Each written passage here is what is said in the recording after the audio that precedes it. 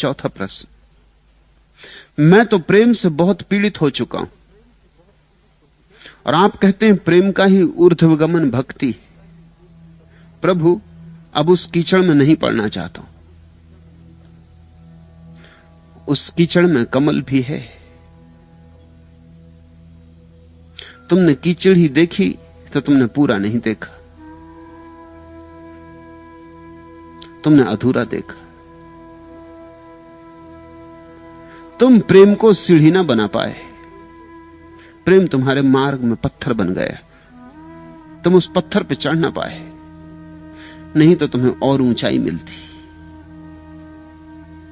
इसमें प्रेम का कसूर नहीं है, तुम्हारा ही कसूर है। तुम कहते हो मैं तो प्रेम से बहुत पीड़ित हो चुका हूं। प्रेम ने कभी किसी को पीड़ित नहीं किया। हां, प्रेम के कारण बहुत लोग पीड़ित मालूम पड़ते हैं, लेकिन कारण कुछ और ही होता है। समझो, कुछ लोग प्रेम के कारण पीड़ित होते हैं क्योंकि वो चाहते हैं फलां व्यक्ति मुझे प्रेम करे। अब ये फलां व्यक्ति की स्वतंत्रता है कि तुम्हें प्रेम करे या ना करे, ये तुम्हारा आग्रह नहीं हो सकता।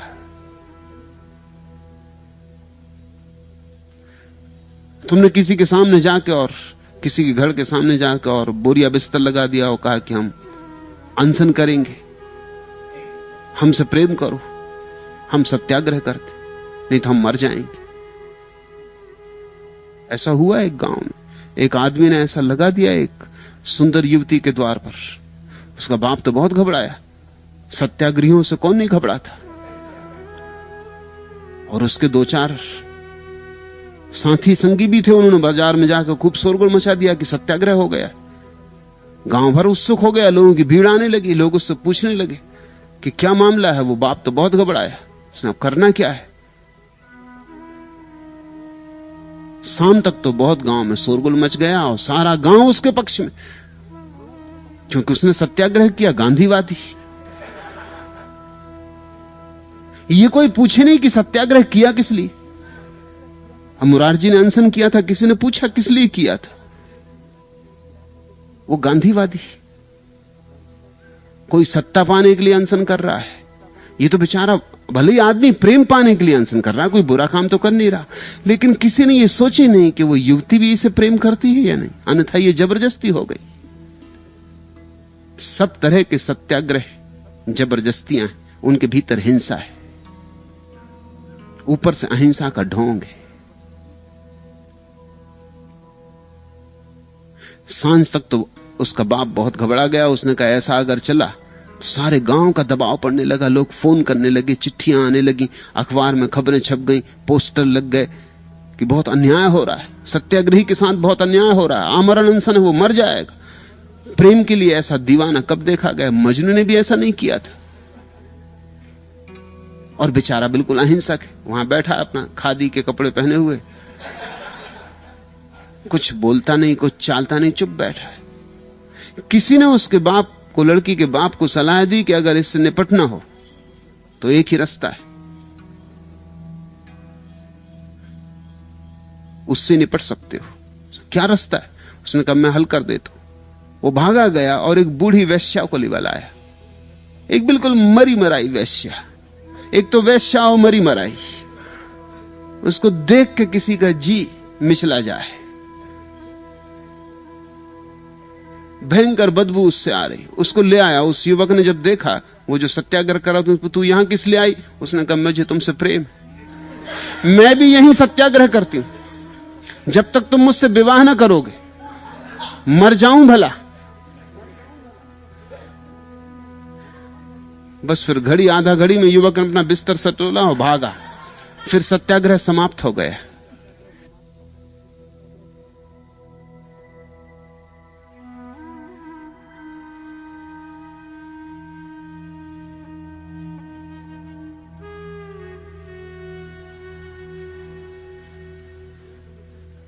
तो प्रेम तुम्हें कष्ट दे सकता है अगर तुम जबरदस्ती किसी पे थोपना चाहो, लेकिन ये प्रेम ने कष्ट दिया, ये अहंकार ही है, ये हिंसा ने कष्ट दिया।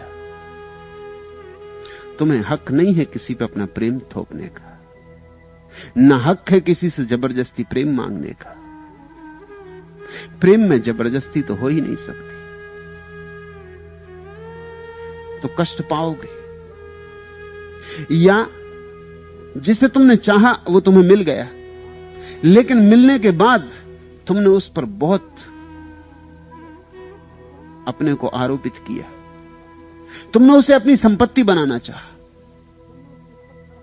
तुमने उसके सब तरफ पहरे बिठा दिए, तुमने कहा बस मुझसे प्रेम और किसी से भी नहीं, मेरे साथ हंसना और किसी और के साथ नहीं। और तुम बड़े भयभीत हो गए और तुम सुरक्षा करने लगे और तुम सदा चिंता करने लगे और तुम जासूसी करने लगे। और अगर तुमने अपनी पत्नी को या अपने पति को किसी के साथ हंसते और मुस्कुराते देख लिया तो तुम्हारे भीतर आग लग गई। इससे तुमने कष्ट पाया, इससे तुम पीड़ित हुए, लेकिन यह पीड़ित होने का कारण प्रेम नहीं, दूसरे को संपत्ति मानने में ही पीड़ा है। कोई इस जगत में किसी की संपत्ति नहीं है, न कोई इस जगत में किसी की संपत्ति होने को पैदा हुआ है, न किसी को होना चाहिए। यह अपमान है। कोई किसी का गुलाम नहीं। प्रेम दो स्वतंत्र व्यक्तियों के बीच का बहाव। जब भी उनमें से कोई गुलाम हो जाएगा, एक या दोनों गुलाम हो जाएंगे, तभी बहाव रुक जाता है। और जब बहाव रुक जाता है तब बड़ी पीड़ा है, तब बड़े कांटे चुभ जाते, तब जीवन में घाव हो जाते। प्रेम से लोग दुख पा रहे हैं, वो प्रेम के कारण नहीं, प्रेम के नाम पर कुछ और चल रहा है, अहंकार चल रहा है। ये अहंकार ही है। तुम चकित हो गई ये जानकर कि व्यक्तियों के साथ तो ईर्ष्या होती ही होती, ऐसी स्थितियों में भी ईर्ष्या हो जाती जहां की ईर्ष्या का कोई कारण नहीं। पति घर आया है, पत्नी दिन भर राह देखती रही और पति आके अखबार पढ़ने बैठ गया। पत्नी अखबार छीन ले सकती, फाड़ के फेंक दे सकती, अखबार से ईर्ष्या हो जा सकती कि मेरे और तुम्हारे बीच आने वाला अखबार कौन होता है। यह आकस्मिक नहीं है कि दुनिया के बहुत सृजनशील व्यक्तियों को अविवाहित रहना पड़ा। उसके पीछे कुल कारण इतना था कि अगर तुम्हें संगीत से प्रेम है तो बस इतनी काफी, अब स्त्री को तुम प्रेम में मत करो। स्त्री के प्रेम में पड़े तो संगीत और स्त्री में संघर्ष हो जाए।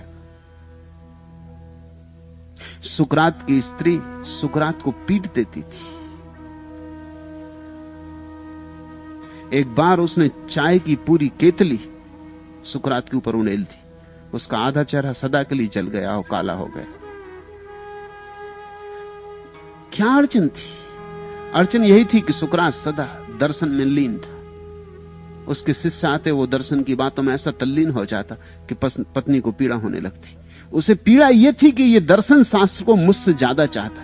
अब यह किसी व्यक्ति के साथ भी ईर्ष्या का कारण नहीं, लेकिन दर्शन शास्त्र को मुझसे ज्यादा चाहता। यह बात स्त्री बर्दाश्त नहीं कर सकती। तुम्हारी पत्नी को अगर नृत्य से प्रेम हो या संगीत से, तो तुम्हें लगेगा तुम्हारी अवहेलना हो रही।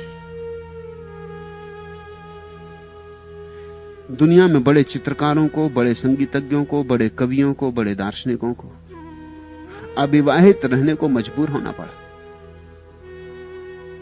विवाह महंगा सौदा मालूम हुआ।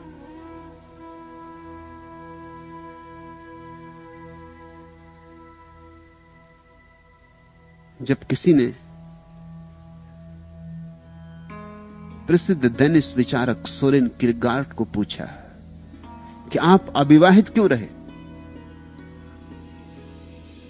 तो उसने कहा कि मैं दो पत्नियों के बीच झंझट में नहीं पड़ना चाहता था। दो पत्नियों के बीच? पूछने वाले ने पूछा। हमें तो पता है आपकी एक भी पत्नी नहीं। सोरेन किरकेगार्ड ने कहा, ये जो फिलॉसफी, ये जो दर्शन, इससे मेरा लगाव है। सुकरात एक बार प्रेम में पड़ा था किसी स्त्री के, और बिल्कुल विवाह के करीब पहुंच गई थी बात, और फिर हट गया। क्योंकि जैसे जैसे स्त्री से निकटता बढ़ी, वैसे वैसे स्त्री ने बाधा डालनी शुरू कर दी। अभी विवाह भी नहीं हुआ था और बाधा आनी शुरू हो गई। तो सोरेन किरकेगार्ड ने तय कर लिया कि बेहतर है मैं दो में से एक ही चुन लूं। या तो मुझे गैर दार्शनिक हो जाना पड़ेगा, जो कि महंगा सौदा है, जो कि मेरे प्राणों का प्राण है, जो कि मेरे सारे व्यक्तित्व को धूल से भर देगा, जो कि मेरी आत्मा की तलाश की हत्या हो जाएगी, जो कि बीज में ही मरना हो जाएगा, वृक्ष में हो ही ना पाऊंगा। फूल तक पहुंच ना पाऊंगा। तुम ध्यान रखना, कहते हो मैं तो प्रेम से बहुत पीड़ित हो चुका हूं, तो जरा तलाश करना प्रेम के कारण। प्रेम के कारण कोई कभी पीड़ित नहीं होता। प्रेम के साथ कुछ और जुड़ा होगा, कुछ और लगा होगा। प्रेम का नाम होगा, भीतर कुछ और होगा। अहंकार होगा, ईर्ष्या होगी, परिग्रह का भाव होगा, मालकियत होगी, तो फिर तुम कष्ट पाओगे। और उस कष्ट के पाने के कारण तुम प्रेम से घबरा जाओगे और तुम कहने लगोगे प्रेम गलत है। तब तुमने दूसरी भूल की, क्योंकि प्रेम ही प्रीति बनता और प्रीति ही भक्ति बनता। अब तुम उससे भी वंचित हुए। तुम प्रेम से भी गए और परमात्मा से भी गए। मैं तुमसे कहना चाहता हूं, ठीक से विश्लेषण करो, ठीक से निदान करो और प्रेम के मार्ग पर जो जो अड़चनें दूसरी हों उन्हें हटा दो। प्रेम इतना बहुमूल्य है कि उसके लिए सब कुछ कुर्बान किया जा सकता है। अहंकार, मालकियत, सब कुर्बान किया जा सकता है। मगर दुनिया में अजीब लोग हैं, बातें प्रेम की करते और जब भी कुर्बानी का सवाल आता तो प्रेम की कुर्बानी देते। अगर अहंकार और प्रेम के बीच चुनना है तो तुम अहंकार चुनते हो, प्रेम नहीं चुनते। और फिर दोष भी प्रेम को देते हो। मेरे पास रोज लोग आते, कोई छोटी सी बात पति पत्नी में हो गई और उनमें झगड़ा खड़ा हो गया। इतनी छोटी बात कि जब वो मुझे बताने आते हैं तो संकोच करते हैं। पत्नी पति से कहती आप ही कह दे, पति कहता नहीं तुम ही कह दो। मैं पूछता हूं बात क्या, कहते क्यों नहीं? वो कहते बात इतनी छोटी है कि यहां इतने लोगों के सामने कहने में संकोच होता है। जब बात इतनी छोटी है और तलाक तक नौबत आ पहुंची तो मामला क्या है? तुमने प्रेम किया ही नहीं, या किया भी तो बड़ा विषाक्त किया। और आज एक छोटी सी बात पर मैंने सुना है कि हॉलीवुड में एक विवाह हुआ और जब उस अभिनेत्री ने अपने पति के साथ रजिस्ट्रार के दफ्तर में दस्तखत किए, दस्तखत के करते ही उसने कहा कि नहीं, रजिस्ट्रार से कहा कि रद्द करिए, मुझे ये विवाह नहीं करना। रजिस्ट्रार भी चौंका, उसका पति तो बहुत चौंका, होने वाला पति जो कि हो ही चुका था, पति दस्तखत हो चुके थे स्टाम्प पे। रजिस्ट्रार ने कहा लेकिन अभी तो कोई बात ही नहीं हुई, झगड़ा शुरू ही नहीं हुआ। मुझे पता है कि साल 6 महीने में झगड़ा शुरू होगा, मगर अभी तो कोई बात भी नहीं उठी। उस अभिनेत्री ने कहा झगड़ा हो गया क्योंकि मैंने अक्षर दस्तखत किए और इसने इतने बड़े अक्षर किए मेरे सामने। इससे मतलब साफ है, ये झंझट में मुझे पड़ना नहीं। ये अभी से दिखाने लगा अपनी अकड़। मैंने छोटे छोटे अक्षर बनाए और इसने बड़े बड़े अक्षरों में दस्तखत कर दी। ये बात साफ हो गई, इसमें आगे जाने की जरूरत नहीं। ऐसी छोटी छोटी बातें प्रेम के मार्ग पर अवरोध है, फिर तुम उनसे पीड़ा पाओगे, मगर उस पीड़ा को तुम प्रेम के कंधे पर मत थोपना।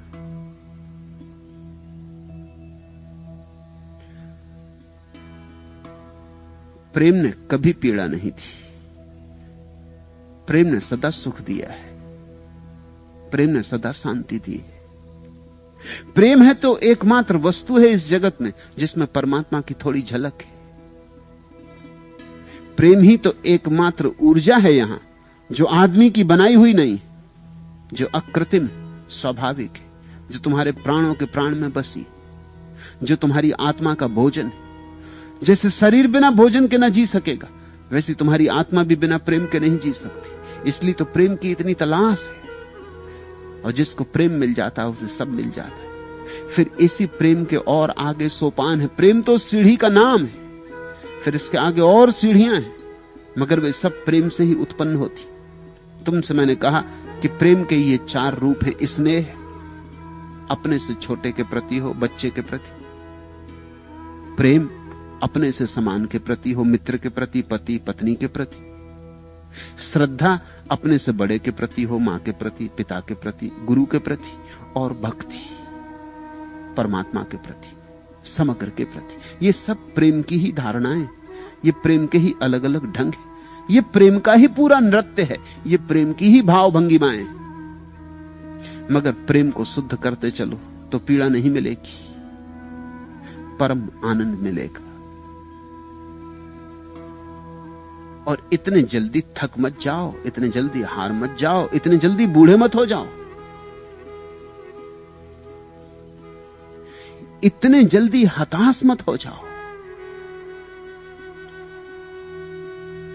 कैफी आजमी की ये कुछ पंक्तियां हैं। बुढ़ापा कहता है, यह आंधी, यह तूफान, ये तेज धारे, फड़कते तमाशे, गरजते नजारे, अंधेरी फजा, सांस लेता समंदर, न हमराह मिसल, न गदू पे तारे, मुसाफिर खड़ा रहे अभी जी को मारे। जवानी कहती है, उसी का है साहिल, उसी के कगारे, तला तुम में फंसकर जो दो हाथ मारे, अंधेरी फजा, सांस लेता समंदर, यूं ही सर पटकते रहेंगे ये धारे, कहां तक चलेगा किनारे किनारे। जिस दिन तुम हारे उस दिन बूढ़े हुए, जिस दिन तुमने कहा कि तूफान बड़ा है, अभी रुक जाओ, तुम सदा के लिए रुक गए। तूफान तो सदा है, तूफान तो इस जगत के होने का ढंग है, तूफान तो संसार है। अगर तुमने कहा यह आंधी, यह तूफान, ये तेज धारे, फड़कते तमाशे, गरजते नजारे, अंधेरी फजा, ये अंधेरी रात, सांस लेता समंदर, ये उठती हुई गहरी सांसें समंदर की, न हमराह मिसल, हाथ में एक मिसाल भी नहीं, न गदू पे तारे, और आकाश में एक तारा भी नहीं। मुसाफिर खड़ा रहे अभी जी को मारे, तो तुम सदा खड़े रह जाओगे, क्योंकि ये तूफान ऐसा ही चलता रहेगा, ये शाश्वत है। ये तारे कभी उगेंगे नहीं। तारे उनको मिलते हैं जो तारों को उघाड़ते हैं, तारे उनको मिलते हैं जो तारों को पैदा करते। और मसाल कहां से आएगी? जो अपने हृदय की मसाल बनाते हैं उन्हीं के हाथ में मसाल होती। मसाल कहां से आएगी? जो अपने को जलाते हैं उन्हीं के पथ पर रोशनी होती, और तो कोई रोशनी का उपाय नहीं। जो अपने प्रेम को प्रज्वलित करते उन्हीं का मार्ग रोशन हो जाता। न हमराह मिसल, न गदू पे तारे, मुसाफिर खड़ा रहे अभी जी को मारे। अभी जी को मार के खड़े हो गए तो सदा के लिए खड़े हो जाओगे। ऐसे ही तो बहुत लोग खड़े हो गए, सदियों सदियों से खड़े, न मालूम कितने जन्मों से खड़े, उतरते ही नहीं तूफान। और जितनी देर खड़े रहोगे उतना ही भय पुराना होता जाता, उतनी ही भय की जड़ें फैलती चली जाती। नहीं, इसको चुनौती समझो। प्रेम चुनौती है। प्रेम के संघर्ष में जाना ही होगा। उसी का है साहिल, उसी के कगारे। जो चुनौती स्वीकार करता है उसी का है साहिल, उसी के कगारे। तला तुम में फंसकर जो दो हाथ मारे, तूफान में उतर के जो दो हाथ मारता है, फिर तूफान सहयोगी हो जाता है। तूफान सदा ही दुश्मन नहीं है। तूफान दुश्मन उनका है जो किनारे पर खड़े। तूफान उनका संगी और साथी है जो उसमें दो हाथ मार के आगे बढ़ते। तूफान उन्हें उठा लेता है, तूफान उन्हें दूसरे किनारे तक पहुंचा देता है, तूफान उनके लिए नाव बन जाता है। उसी का है साहिल, उसी के कगारे। तला तुम में फंसकर जो दो हाथ मारे, अंधेरी फजा, सांस लेता समंदर। यूं ही सर पटकते रहेंगे ये धारे, कहां तक चलेगा किनारे किनारे। प्रेम में अड़चने हैं, प्रेम में कठिनाइयां हैं। प्रेम का फूल बहुत से कांटों के बीच खिलता है, सच, इसे मैं स्वीकार करता हूं, लेकिन प्रेम कांटा नहीं। प्रेम की झाड़ी में बहुत कांटे हैं, प्रेम तो उस झाड़ी का फूल है। इस डर से कि कहीं कोई कांटा हाथ में न चुभ जाए, और निश्चित कांटा हाथ में चुभ सकता है। कांटे वहां हैं, जो फूल को तोड़ने जाएगा उसकी अंगुलियों में कभी खून आ सकता है, लेकिन वो खून दांव पे लगाने जैसा है। फूल की तलाश में अगर थोड़ा खून गिरे तो बुरा कुछ भी नहीं, खून का करोगे भी क्या, और आज नहीं कल गिर ही जाएगा। आज नहीं कल मिट्टी में सब मिल ही जाएगा। इसके पहले कि मिट्टी तुम्हें अपने में लीन कर ले, तूफान में 2 हाथ मार लो। इसके पहले कि कब्र में समा जाओ, जिंदगी, जवानी, जोश, इसका थोड़ा उपयोग करो, थोड़े पंख फैला लो। और कांटे हैं जरूर, यही तो मजा है गुलाब के फूल को पाने का। कांटे न होते तो पाने में कुछ अर्थ भी न होता। किनारा है दूर और तूफान है बड़ा, यही तो चुनौती है। और मैं उसी को बूढ़ा कहता हूं जो जीवन की चुनौतियां छोड़ देता है। वही जवान है जो जीवन की सारी चुनौतियों को स्वीकार करता है। चुनौती के स्वीकार की मात्रा ही जवानी की मात्रा है। तब कोई आदमी मरते दम तक जवान रह सकता है और कोई आदमी पहले से ही बूढ़ा हो सकता है। यह देश बुरी तरह बूढ़ा हो गया है। इस देश की फजा बूढ़ी हो गई, इस देश की हवा बूढ़ी हो गई, इस देश में बच्चे बूढ़े ही पैदा होते। पैदा होते से ही उनके जीवन में क्या क्या गलत है, क्या क्या बुरा है, क्या क्या कठिन है, उसका ही सारा शिक्षण चलता है। उन्हें जीवन को स्वयं देखने का मौका ही नहीं मिलता। वे अपनी परख पैदा नहीं कर पाते, अपना अनुभव नहीं ले पाते। वे किनारे पर ही अटक जाते, वे कभी जवान नहीं हो पाते। मैं तुमसे चाहता हूं कि तुम उतरो तूफान में, तूफान से तैरे तो ही दूसरा किनारा पा सकोगे। इस पार संसार है, उस पार परमात्मा है, और प्रेम का तूफान है दोनों के बीच। लेकिन प्रेम को शुद्ध करते चलना है, रोज रोज शुद्ध करते चलना है। प्रेम से गंदगी हटाते चलना है, प्रेम से कीचड़ छांटते चलना है, और प्रेम के कमल को संभालते चलना है। एक दिन जब प्रेम परिपूर्ण रूप से शुद्ध हो जाता है, जब अपने पूरे निखार को उपलब्ध होता है, तो वही भक्ति है।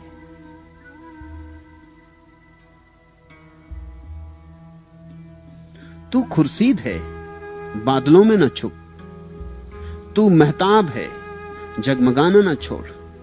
तू सोखी है, सोखी से रियायत न कर।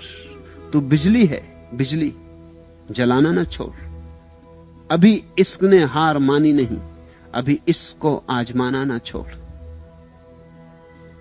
प्रेम हारता ही नहीं, जब तक परमात्मा न मिल जाए प्रेम हार ही नहीं सकता। प्रेम बीज है परमात्मा का। अभी इश्क ने हार मानी नहीं, अभी इसको आजमाना न छोड़। तुम हार मान लिए हो, ये तुम्हारे अहंकार की हार है, ये प्रेम की हार नहीं है। इसे तुम प्रेम की हार मत समझ लेना। प्रेम हारता ही नहीं, प्रेम हार जानता ही नहीं। प्रेम तो जीत ही जानता है, और जीतते जीतते उसी दिन पूर्णता को उपलब्ध होता है जिस दिन परमात्मा उपलब्ध हो जाता है। तभी प्रेम विश्राम में जाता है, उसके पहले तक प्रेम विश्राम नहीं करता। लेकिन अहंकार की हार को अक्सर हम प्रेम की हार मान लेते।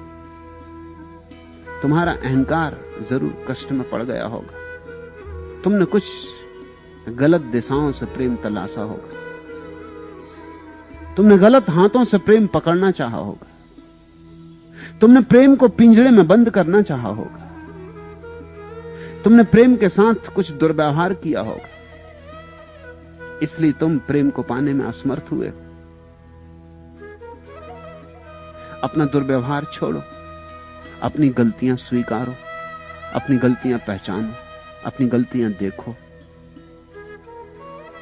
और तब तुम चकित होगे प्रेम अभी कहां हारा। सच तो यह है, तुम्हारा प्रश्न ही यह कह रहा है कि प्रेम अभी जिंदा है।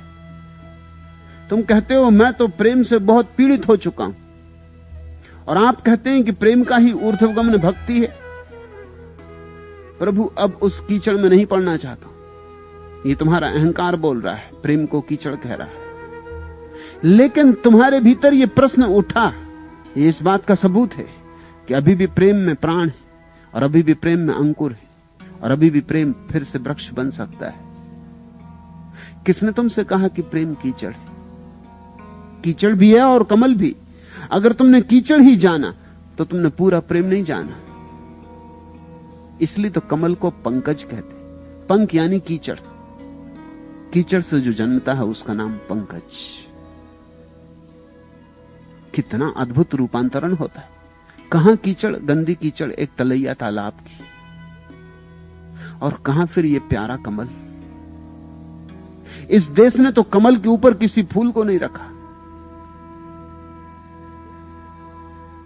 इसलिए विष्णु की नाभि में कमल को उगाया है, इसलिए बुद्ध को कमल पे बिठाया है।